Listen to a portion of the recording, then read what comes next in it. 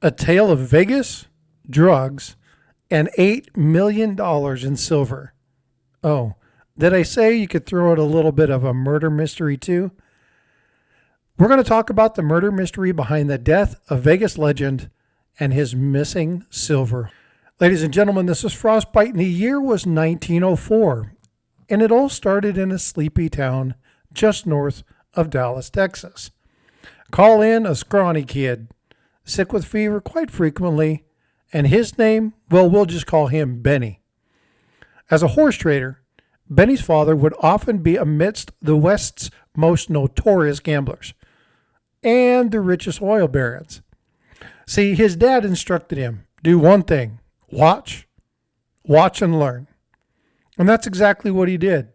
Benny watched his dad handle the horses and talk with the rich barons, but he also watched the notorious gamblers. And as his skill grew with horse trading, it also grew with gambling mechanics. He began to watch the poker players play and realized that they were always doing something with the cards. He was getting wise. Those shady dealings, he was mastering the tricks and how to spot sleight of hand and stacking the deck. Because if he could spot it, he could prevent it. And that's how he could make his games fair. See, back in that day, Houston and Dallas were loaded with money from the oil wells. And all throughout the Depression, Dallas, still rich with oil, was a great place to continue his little illegal gambling enterprise. During World War II, soldiers would come from all over to want to try their hands at Benny's tables. They quickly learned two things about Benny. He was reliable and his dice were fair. Fast forward to 1951. Some legal issues caused Benny to pack up $2 million and head to Vegas. This is where he would open a casino with famed J.K. Housels. But the duo would split after a short time because Benny wanted to raise the stakes at the tables. This meant bigger rewards, but it also meant J.K., there's bigger payouts. The risk was just too much for him to bear. It didn't sit well with him.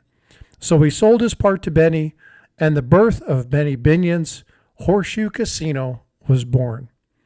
So now we know the story of Dad, Mr. Benny Binion, who came up from nothing to build the single best privately owned gambling establishment in all of Vegas. But in 1964, after some financial and legal troubles, Benny appointed his son Jack and his son Ted over the casino. At the very beginning, I talked to you about the story about Vegas, money, silver, and murder. Well, this is where the story starts to get interesting. Cue Ted Binion, a.k.a. Teddy. Teddy would rename the casino to Binion's Gambling Hall and Hotel.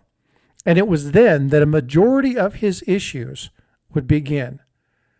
He knew where every dollar was. He knew every dealer. He knew every trick.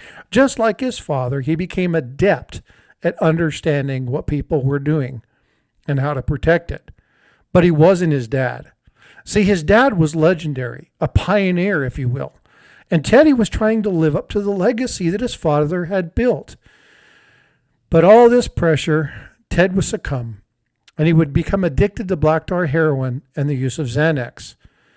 Poor choices in this realm would lead him to connect to the mafia, who often used him as a cover for illicit activities, as the mafia would often engage in things like gambling, loan sharking, drug trafficking, prostitution, and fraud.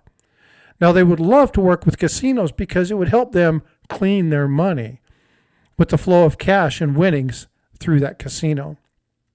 But the Nevada Gaming Commission, over 11-year time, would suspend Ted's license a number of times.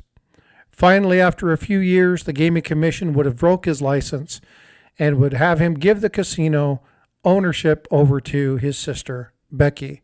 So he wasn't even allowed to be on the floor of the casino, and this caused a serious problem. Cue the silver hoard. He had all of his silver stored in the vaults there at the casino. Because during this time frame, Ted needed to get all of his silver out of the vaults. See, he couldn't be on the floor during active operations, and he knew he had to get his silver out of the vault. So after it all, he started to talk to his attorney, and him and his attorney looked up viable place to store the silver. Unable to do so, Ted concocted a plan. He wanted a vault, and he wanted to place it in the ground at an empty lot that he had just outside of Pahrump. It was close to the highway, and anyone that went searching for it or tried to dig it up would easily be seen by police, who could come over and take care of the potential crook. A brilliant insight, it seems, and you'll see what I mean here in just a moment.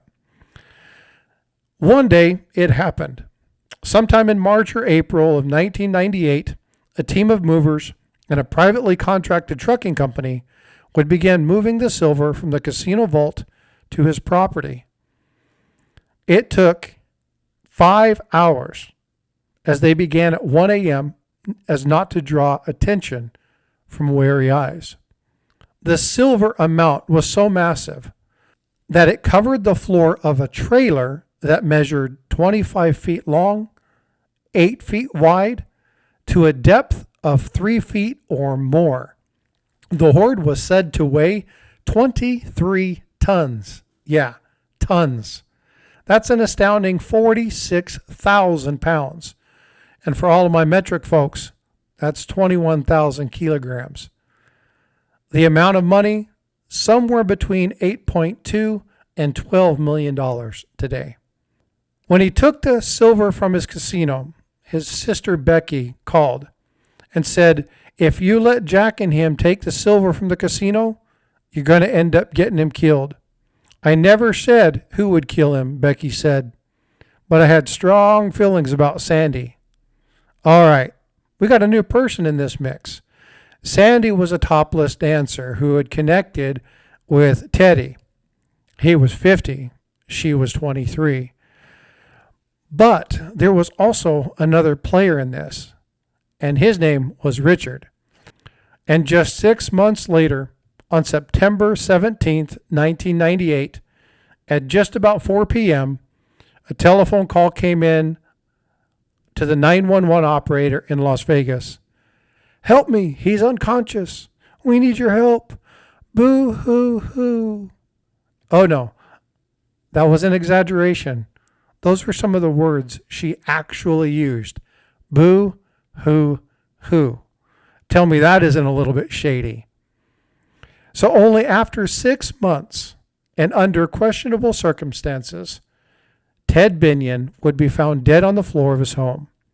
Just a day before, he told his attorney, "Take Sandy out of the will. I think she's got it in for me." A month later, they connected her to Richard Tabish. Now here's another one. These two met in the restroom, and they're the ones who actually concocted the plan for the vault in the ground. See, Richard Tabish was the one who designed the vault. And there were only 2 people with the code, Teddy and Richard. Now, he had been arrested for stealing the silver just 2 days after Teddy's death. Now, in reading the information on this, I thought this was kind of funny, so I'm actually going to quote this directly from the Las Vegas article that I pulled it from. And a police lieutenant named Ed Howard, when he was out on patrol, spotted the large tractor dig in the cold night and said, "Right away I knew something was wrong, because nobody digs up a vault at 2 in the morning." Oh, I probably didn't talk with a southern accent, but I couldn't resist. It was right where Ted Binion's secret vault had been sheltered with over $7 million in silver. Now, I'm thinking somebody's stealing the money, the lieutenant said. And just one day after Ted Binion's death, who turns up in Pahrump? Yep, Rick Tabish, with a tractor and 2 sidekicks. When his partner opened up inside the truck, he's like, "There's a shit ton of silver in there." Tabish informed the police that it was okay, and that if Ted had ever died, he was told to pull the silver out for his daughter, Bonnie. "Well," the officer said, "really? Does the family know about this favor?" Howard said, and he goes, "Well, no, I was going to call them." He said, "Sure, of course you were." Well, obviously, Rick was arrested and charged with grand larceny. And who would bail him out? Yep, the one and only Sandy. Oh, you can't make this stuff up. Well, in 2000, the couple will be charged with murder. And they must have had coated themselves in Pam because the charges just would not stick. Only 3 years later, the charge of murder would be lifted and Sandy would be free just a short time later. Richard, however, would finish out his larceny stint, being released in 2010. Even the famed Wayne Newton said, "I do believe, yes, that someone did get away with murder," in a conversation between him and Van Sant. But what happened to the silver? Well, in October of 2001, what remained of Ted Binion's estate was sold to Spectrum Numismatic International for $3.3 million. Today, that's the equivalent of about $6.2 million. And approximately 500,000 silver coins uncirculated, many still in the original mint bags. And in 2002, many of them were marked by the company for sale between $50,000 and $10,000 per coin. And according to NGC, 100,000 of them were high-quality silver dollars that were in that collection. Now, the coin builder Goldline International marketed the coins thereafter. You can still find these coins, and they're all throughout. You can find them online.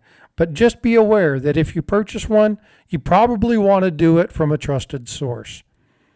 The story remains lore in and around Las Vegas, and people are still amiss and still looking for the gold that seems to have vanished. Oh yeah, I didn't mention the gold. There were a lot of things that were missing. Estimated $5 million had disappeared. Where is it? I think this has got to be one of the greatest murder mysteries on record. Well, if you like this story, if you have any other stories that you would like to hear, then let me know. But if you haven't already seen these two, over my shoulder are 2 videos about great hoards as well. Please go check them out.